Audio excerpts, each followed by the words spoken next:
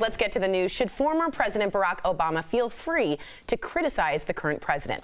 Obama condemned racist rhetoric yesterday, and now the president is firing back. Obama said, quote, "We should soundly reject language coming out of the mouths of any of our leaders that feeds a climate of fear and hatred or normalizes racist sentiments." But this morning, Trump tweeted, "I am the least racist person." He also cites the low employment rate for minorities as proof. So, was this just shot taken by Obama? And if so, was it a fair shot?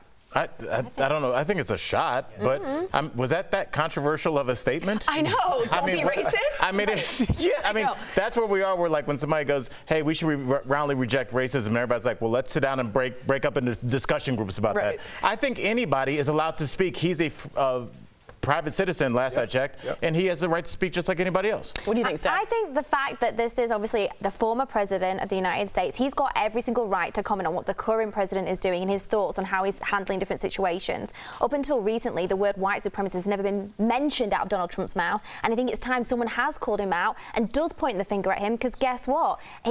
Barack Obama's right. I got to be honest, when this shooting happened, I did look to sort of Obama, because his words are he's such a great orator, and he's such a good consoler in chief, which is part of the presidency. I remember Sandy Hook when he sang Amazing Grace.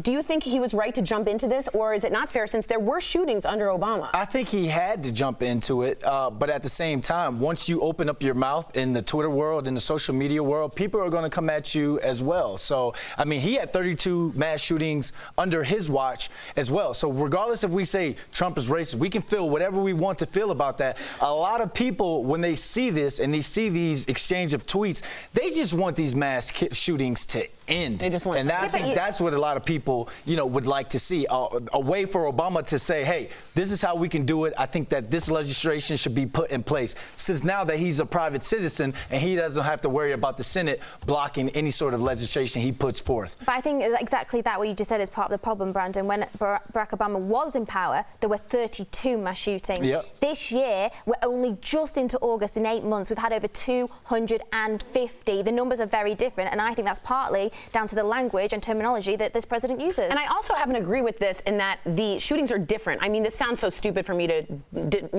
be discriminatory against the shootings. Things are different. But one is this is very much about white supremacy, killing Mexicans. He drove 9 hours in the El Paso shooting, as opposed to randomly sort of shooting up a school with no purpose. How are we breaking down what's the right way to kill people, or what's the right way? 32, 255, 1, that's way too much regardless. Okay, let me talk. At one point, though, the commander-in-chief is inciting that, and on the other point, I don't think he was. So even though it wasn't incited, 32 people. That's awful. I agree with you. 32 mass shootings still happen regardless. Right? I mean, we are a country awash in guns, Brandon. So that's just going to happen. I believe there's 3 guns for every man, woman, and child in this country. There are 320 million Americans, so you guys can do the math on that. My question to the panel is, if Obama does suggest legislation, which that's all he can do now as a private citizen, I wonder, does that automatically kill that legislation? Because we know that President Trump has issues with President Obama and would never pass any kind of legislation. I don't think he will get involved like that. So I think that if he did